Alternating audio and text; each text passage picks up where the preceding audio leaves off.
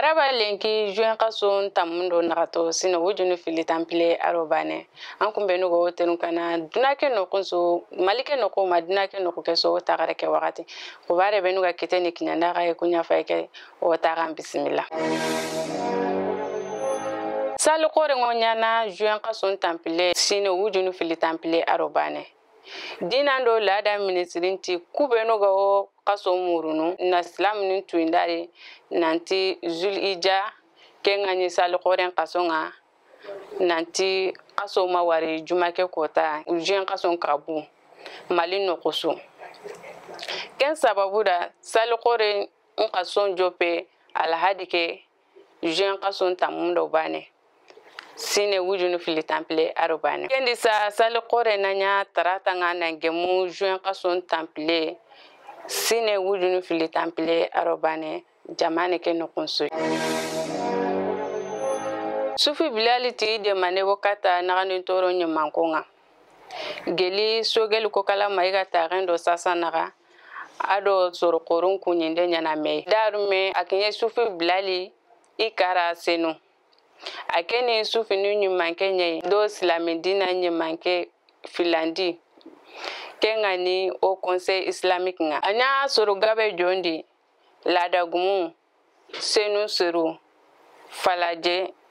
do sirakoro ministri manke shogel kokala da Sheikh Sufi Bilali Nwari agada sigira be wuto M5 ndi kenfale adi gollu nyamogonu nkada ati alanda dungetai ina gollu sunya nangemu wakati bega kiniya Sufi Bilali kada shogel Nwari agarikatiya ati sufi nun kademande ngokati transition serunga malike nogo madunake noko kesu sufi nga nokosu yeredo ga hati ni mei Sufi Bilali da kartonu tamiro karago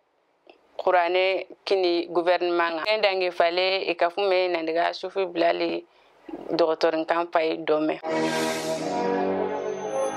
Gemembala go bega ni toginda nunundo seruburuku naga asage geli juin kasoke filo ikati me tagabe serosike kara do sergobi jogi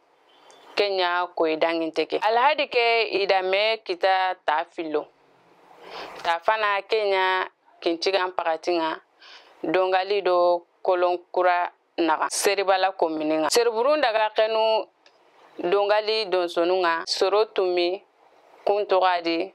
tamu arofilo kunjogi sorosiki jogin tondi sorosiki do kundaga segu dogotorin kanga jogin ton kutu ro kuntogo nyono dogotorin kanga